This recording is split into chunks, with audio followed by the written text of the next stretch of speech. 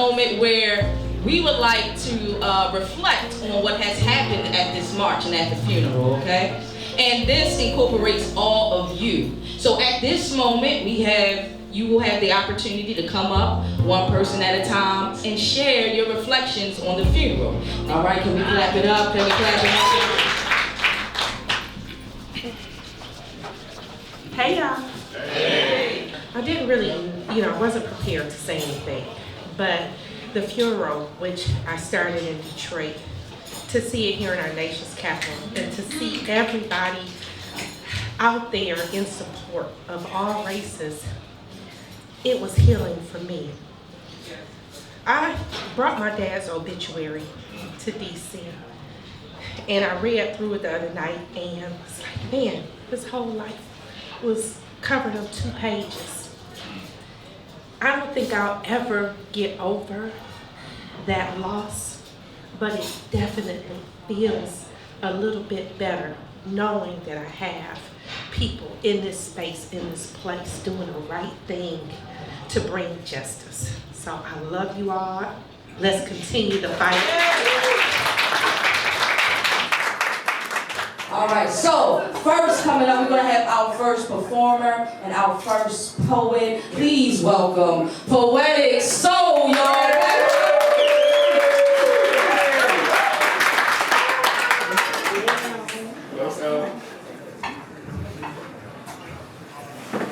So I'm going to recite a poem that I wrote for my dad.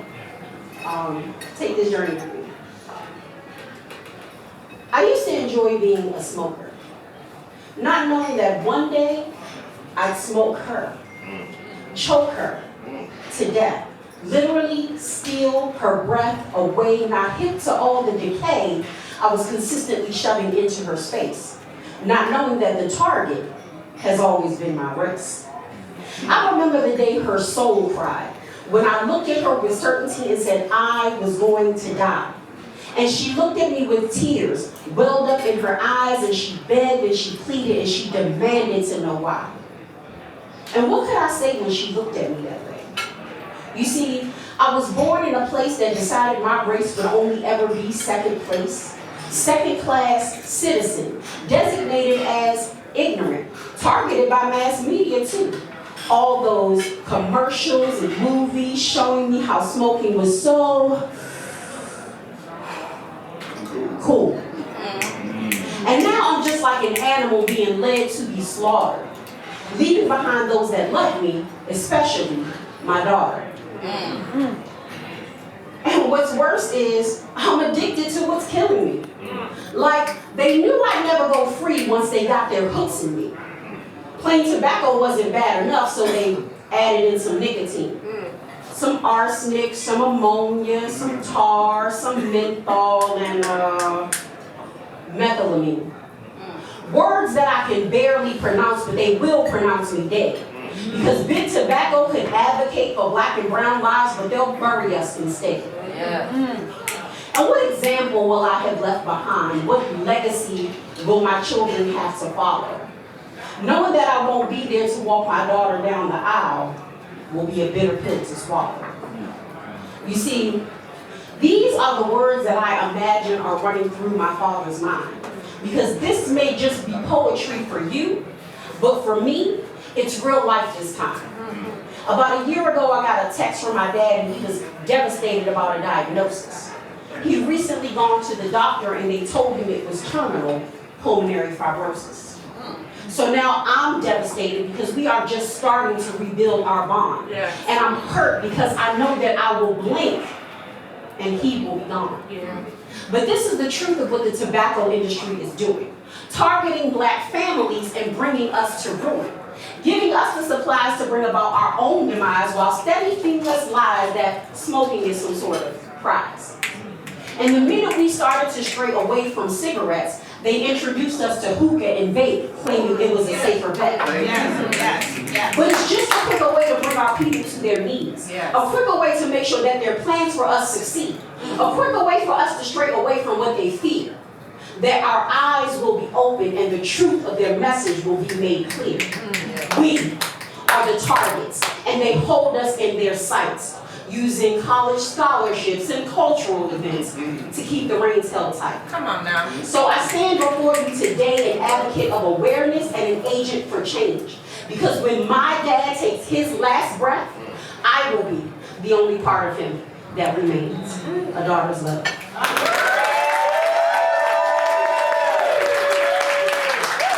So as you know, I'm the original tobacco documents researcher, so I documented how the tobacco industry utilizes these fake relationships and they give money to people who look like us to disrupt some real good policy work. So I did my homework and I was wondering, how do I tell the real from the fake? Well, here's the fake. This is a magnet, okay? Here's the real. So what is the magnet in the work that we do? The magnet is the truth. Do not ever forget, these fake folks coming in talking about what's good for our community, they're fake. You use the magnet, the truth, to call them out. So that's what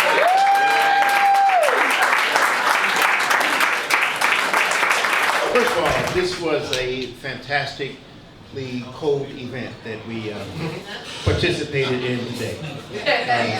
How they picked the coldest day of the year to have a funeral is beyond me, but they picked the date, and even in the cold, we came out, we showed out, we stopped traffic in Washington, D.C. for this issue. And so we had complete control, complete command of what was going on in D.C. As Dr. Phil said, even after this event is over, it ain't over. Yeah. We still have work to do, but I'm confident that we are going to get the work done, that we're going to do this work. Again, seeing everybody here, everybody that was at the march, everybody that was at the rally is powerful. It's powerful. We haven't seen anything like this before. That gives us hope. What they're doing at the White House, that doesn't give us hope. Right. Because they're doing the same old thing that they've been doing all along. But we doing something different. Yes. They doing the same thing, we doing something different, Yes. and that's what's going to make the difference. Yes. And so we thank everybody for coming up and being a part of this. All right? Yeah. All right.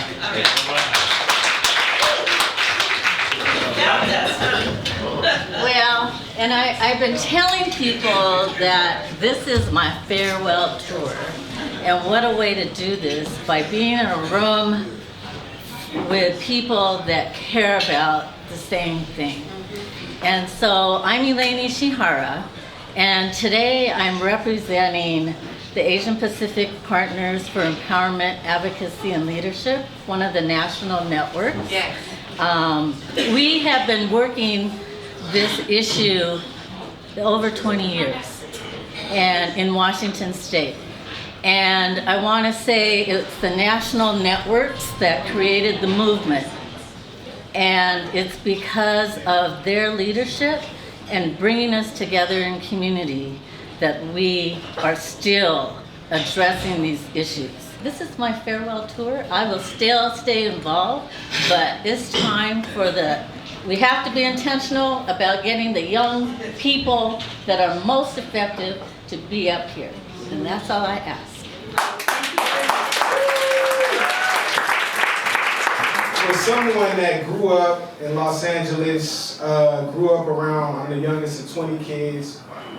Youngest of 20 kids. I still look, you probably think I'm 18 or 19, I'm actually 35, you know, so. But I was unaware of menthol, of big tobacco, and how they've been targeting us. So I love the fact that you guys are doing the work that you're doing, because it's making people like me aware of what's really going on. Because really, our people are blinded to this fact. Yeah. We are blind, and we only blind because nobody's out there making us aware until you guys. So thank you for all the hard work you're doing, and keep doing the hard work. And I'm going to work in any capacity I can to make everybody aware of what's going on so that we can make an informed decision. All right, y'all have a great day.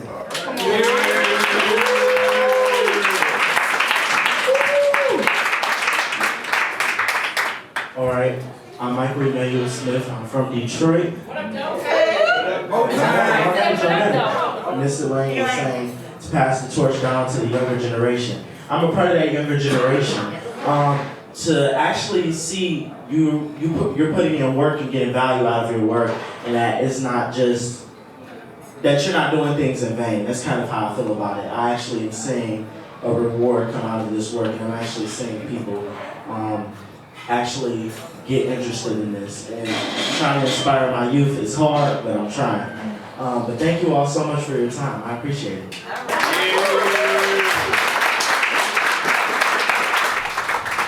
I wish I remembered the me before the first smoke.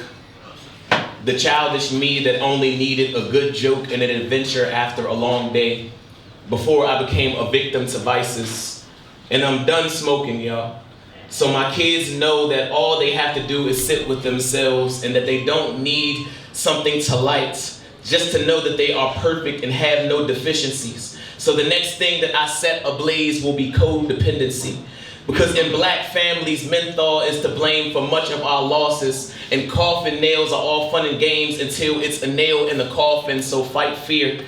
And remember that the next time you need to vape, the only jewel you need is right here. And I don't remember the first time I smoked, but I remember the first time I wanted to quit. I remember the second time I wanted to quit. I remember the last time that I said will be the last time that I wanted to quit. I remember when I was so focused on losing my life that I forgot that I could lose my lungs before I lost my life. I hate that I grew so fond of fumigating this home of a body because black men smoking used to look so cool until I realized that a casket is the coolest place on earth. Smoking didn't hurt until it felt like death, until I realized I was curating my own kryptonite. The only goal that I have in this life is to carry my great-grandkids like the most known secret, to have the scent of shea butter and sweet potatoes and not a soiled cigarette. I pray that I'm never in need of a time. I pray that I'm never in need of more time with my toddler, and I pray that I never let that tobacco come in between that time.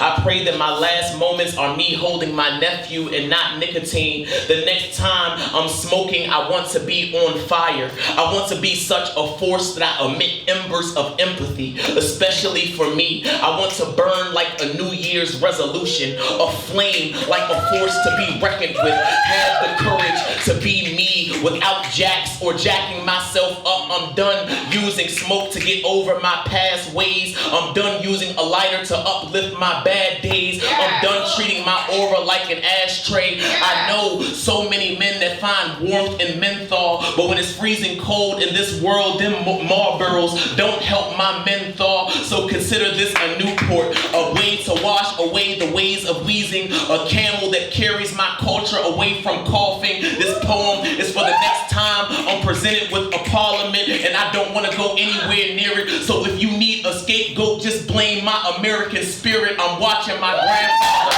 hold a cigarette.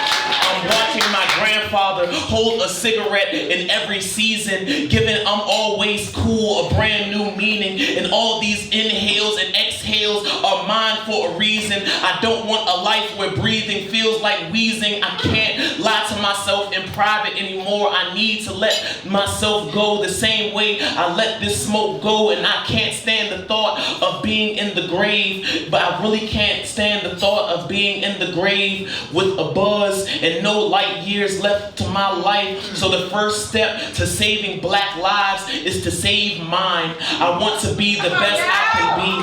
I want to be the best I can be. No cigs, no weed, just no chain, just me. And the worst version of me, up in smoke. Thank you all so much. And I feel like the cause of menthol is one that the Poet Life's opportunity kind of helped draw my attention to around this time last year. But I appreciate you all for fighting for a cause that even if many people aren't necessarily aware about or familiar with, that can impact the global health of us all. And keep fighting, because sometimes people don't know they need to pay attention until they hear somebody else say something. That's what you all are doing. Thank you all. Thank you. Have a good day.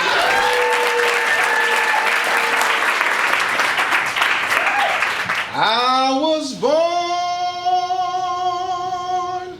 by the river in a little tent. And just like a river, I've been running ever since. It's been a long time coming, and I know a change gonna come. Oh, yes it will.